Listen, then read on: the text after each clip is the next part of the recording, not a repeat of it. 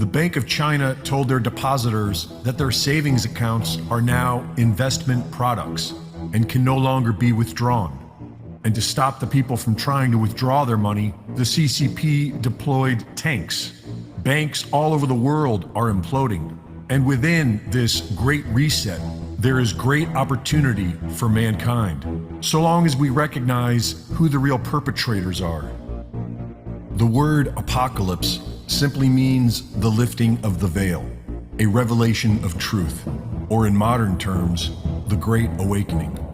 Mankind is now awakening to the fact that we have been lied to and exploited as chattel for, at the very least, our entire lifetimes.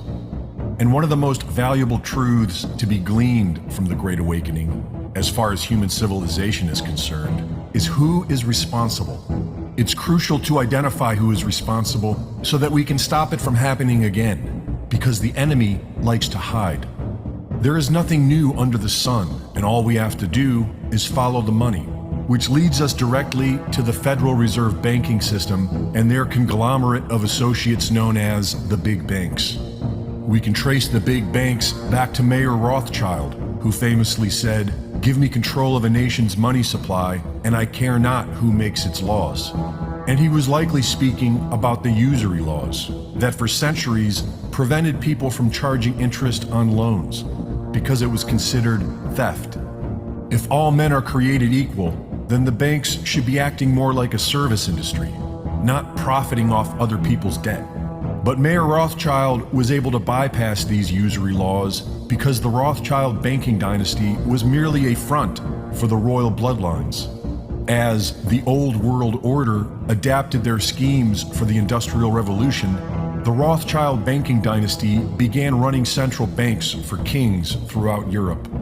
And in America, they partnered with the Morgans to create the Federal Reserve banking system, which would normalize usury and debt for generations to come.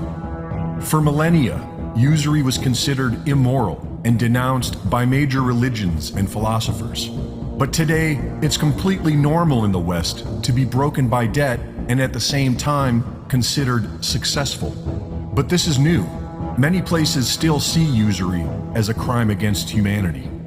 Libya had gone from one of the poorest countries to the richest in Africa by creating its own bank backed by gold and silver, and no usury. By 2011, the people of Libya were beginning to know real wealth, and Gaddafi was about to spread this model throughout all of Africa. But the old world order had other plans, and so Libya was looted and destroyed. The big banks and their royal masters are responsible for the entire clown show we are seeing today. The Rockefeller family's Big Pharma engineered as a black swan event to collapse the world economy so that the old world order can discreetly become the new world order. They are orchestrating the radical as a smokescreen to confuse you, while using Joe Biden and the United Nations 2030 agenda as scapegoats for the collapse of the US dollar. Because these crooks plan on staying in power, and they need someone else to blame when they come to our rescue with a new financial system. Fortunately, this great awakening has revealed that we no longer need the old world order's big banks. We now have over a decade of cryptocurrency stress testing that proves we don't need centralized banking. And we have centuries of stress testing that prove the stability of gold and silver. The New World Order is just the Old World Order, a cabal of parasite crime families feeding off of humanity. And if we fail to take control of our own destiny now, then the New World Order will succeed and mankind will be eradicated. The choice is ours, and there won't be a second chance. What we are seeing in Sri Lanka is system failure, and that is nothing to celebrate. There is no victory in system failure.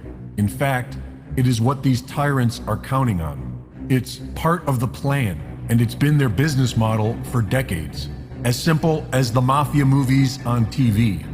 The World Bank and the IMF strong-arm world leaders into accepting loans that are designed to bankrupt the nation, while the CIA acts as management secretly administering to the overthrow of national sovereignty and the looting of the nation's wealth.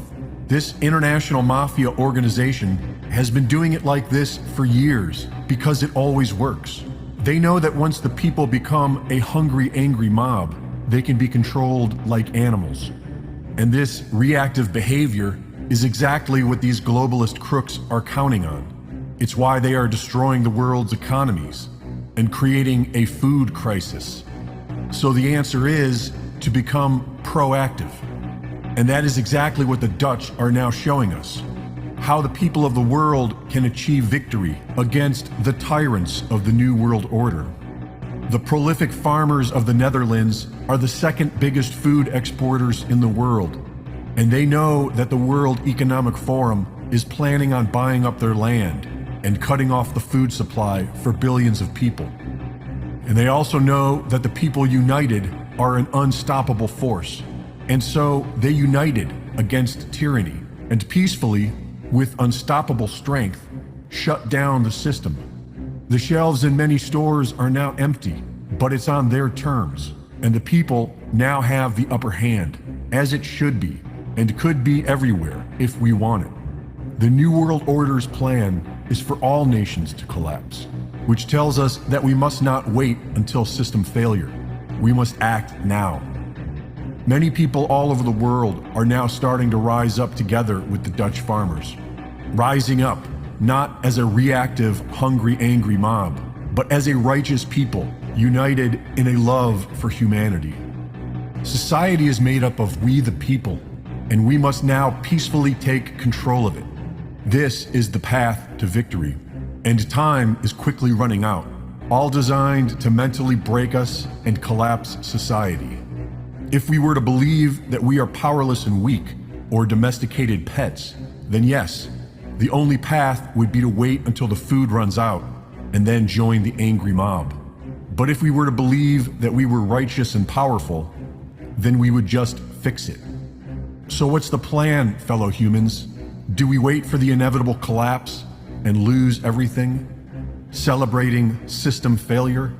Or do we learn from the Dutch and take control of everything and fix the system so that it serves we the people?